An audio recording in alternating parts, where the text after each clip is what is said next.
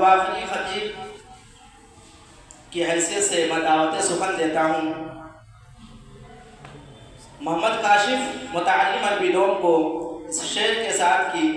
مٹا دو اپنی ہستی کو اگر کچھ مرتبہ چاہو،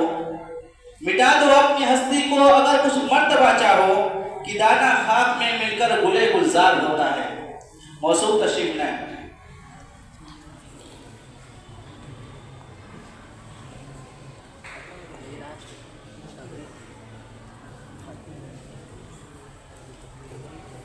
السلام علیکم ورحمۃ اللہ وبرکاتہ۔ الحمد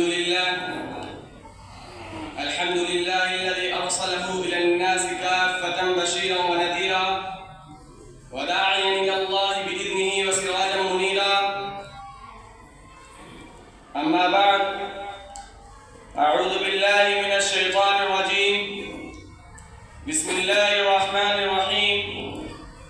هو الذي أرسل رسوله بالهدى ودين الحق ليظهره على الدين كله ولو كره المشركون۔ صدق اللہ العظیم۔ معزز حضرات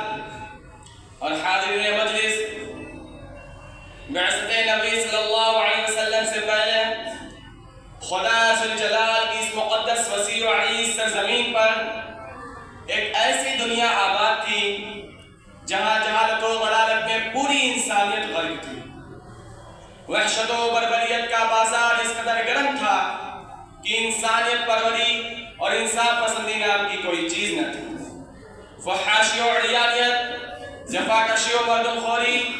زناکاری و شراب نوشی، ڈرگوئی و کذب بیانی میں مست انسان حقائق سے پشت پھیر کر عقل و دانش مندی کا منہ نوچ رہا تھا۔ بے حیائی اور بے شرمی کا اس قدر جنازہ نکل چکا تھا کہ ماں اور بیٹی کے درمیان فرق کرنا مشکل ہو رہا تھا۔ گانا بجانا، ڈھول تماشے اور سارنگی روپ میں مدہوش انسان سناٹے کو چیر کر، خاموشی کا پردہ تار تار کر کے شب و روز کے لہو لعب میں زندگی گزارنے کو اپنا خاص شیوا بنا لیا تھا۔ قتل و غارت گری اور سفاکیت کے رنگ میں انسانیت کا خون موج دریا کے تلازم کی طرح ابل رہا تھا۔ چاند کی پررونق روشنی میں عریانیت سے بھرپور حسینہ اور دوشیزاؤں کی زندگی سے کھلواڑ کرنا روزمرہ کا مشغلہ بن چکا تھا۔ شرابوں کے بعد کی ایسی محفلیں قائم کی جہاں شرابیوں کے بعد ہی شراب کی بوتلیں اپنے منہ میں لگا کر مست بھیڑیے کی طرح زندگی گزارنے کو اپنا فخر سمجھتا تھا۔ معصوم اور شیخان بچیوں کو صرف لڑکی ہونے کی پاداش میں زندہ درگور کر دیا جاتا تھا۔ زنا کا رواج اتنا عام ہو چکا تھا کہ آئے دن وحشی جانوروں کی طرح بےایمانہ طور پر اپنی خواہشات نفسانی کو بجھانا خاص طور امتیاز سمجھا جاتا تھا۔ ڈاکہ زنی اور لوٹ مار کے ذریعے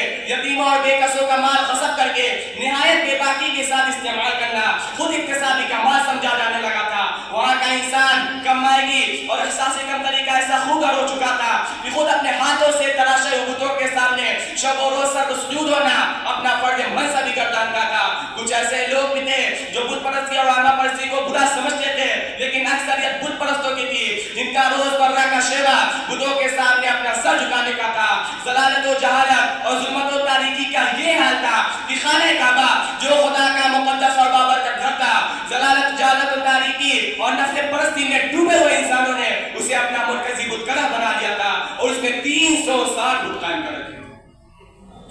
وہ کعبہ جو خدا واحد و قہار کا گھر تھا، وہ کعبہ جو خدا مالک و مختار کا گھر تھا، اسی کعبہ کو یاروں نے صنم خانہ بنا ڈالا۔ دلوں سے ظالموں نے نقش وحدت مٹا ڈالا۔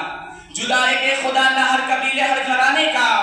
جدا ہے کہ خدا نہ ہر قبیلے ہر گھرانے کا، کوئی بت فتح پانے کا، کوئی بت بھاگ جانے کا۔ معزز حضرات، جہاں یہ سب انسانیت سوز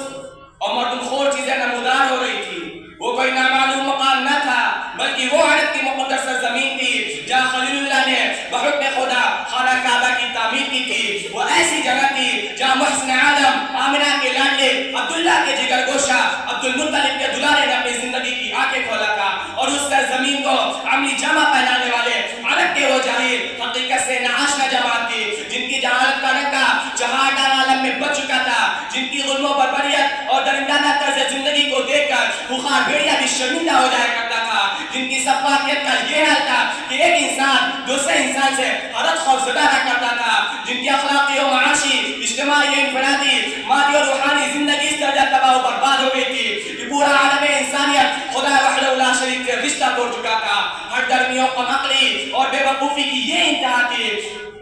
کہ اپنے ہاتھوں سے تراشے عبودوں کو معبود برحق بنا لیا تھا۔ کبھی پتھروں کے مورتی کے سامنے سر سجود ہوتا تھا، تو کبھی شر و حضرت کے سامنے اپنا جبین دیکھ کر اس سے مرادیں مانگتا تھا، کبھی سورج و چاند کی منور روشنی کو اپنا معبود بنا کر اس کی پرستی کی جاتی تھی، تو کبھی سمندر کے دھو میں اسے بھگوان نظر آتا تھا، کبھی دریا کے تمول و تلاطم کے اندر خدا یاد آتا تھا، تو کبھی آسمان کی بلندی اور زمین کی طویل و عریض سطح پر اسے معبود دکھائی دیتا تھا۔ ایسے نازک خطر حالات اور گرما گرم ماحول میں ایک ایسے نبی امی کا ظہور ہوتا ہے جس نے تاریخ انسانی کی سکتی دیوار کو منہدم ہونے سے بچایا، جن کے ظہور ہوتے ہی ضلالت و گمراہی، سرکشی و بدمعاشی میں ڈوبی ہوئی انسانیت کی کشتی کو ایک نئی جہت ملی، جس نے اونچ نیچ کے فرق کو چاک کیا، نفرت و عداوت کے جھاڑدار درخت کو بیخ و بن سے اکھاڑ پھینکا، جس نے جہالت کی تاریخوں کو صاف کیا، انسانوں کو زندگی گزارنے کے تقاضے بتلائے، زندگی کے رموز سکھائے، اللہ تعالیٰ سے بندے کے تعلق اور رشتے کو استوار کیا، روح و وجدان کو پاکیزگی عطا کی، زندگی اور بندگی کے تمام تقاضوں کو بہم مربوط کیا، اور وہ زمین کی تطہیر کی، معاملات زندگی کو درست اور صاف کیا، قرآن مقدس کی ہدایت کی روشنی میں انسانوں کو اپنے اجتماعی انفرادی زندگی کے معاملات کو استوار کرنے کا درس دیا۔ معزز حضرات اور حاضرین مجلس، جائے سب انسانیت، معزز حضرات اور حاضرین مجلس، خدا کے محبوب اور لاڈلے پیغمبر نے جب شمع رسالت کی روفشانی سے عرب کی ظلمت و تاریکی میں قندیل کعبہ روشن کرنا چاہا اور وحدت کی تلوار سے اصنام کعبہ کی گردن اڑانی چاہیے، تو رسالت کی اس بے خوف و خطر آواز سے عرب کے بدوؤں اور دیہاتوں کو زبردست چونکا لگا۔ اس بے خوف و خطر آواز کو سنتے ہی سرزمین عرب کے اندر کھلبلی مچ گئی، پورا خطۂ عرب آپ صلی اللہ علیہ وسلم کا دشمن بن گیا۔ جب آکش اور بدمعاشوں کی شمشیر صدائے واحد کی حقانیت کو پست کرنے کے لیے نیام سے باہر نکل گئی، آپ صلی اللہ علیہ وسلم کے خلاف طرح طرح کی زبان درازیاں اور شکوے شکایت ہونے لگی، دوست دشمن بن گئے، قومیں اور قبیلے کی طرف سے طرح طرح کی طعنہ زنی ہونے لگی، سارا عرب ایک ہو کر کھلے طور پر آپ صلی اللہ علیہ وسلم کی رسالت کا انکار کر بیٹھا۔ جانی دشمنوں نے نعوذ باللہ آپ صلی اللہ علیہ وسلم کو قتل کرنے کی سازشیں کرنے لگے، کفر کی ننگی تلوار آپ صلی اللہ علیہ وسلم کے سر پر سیاہ بادل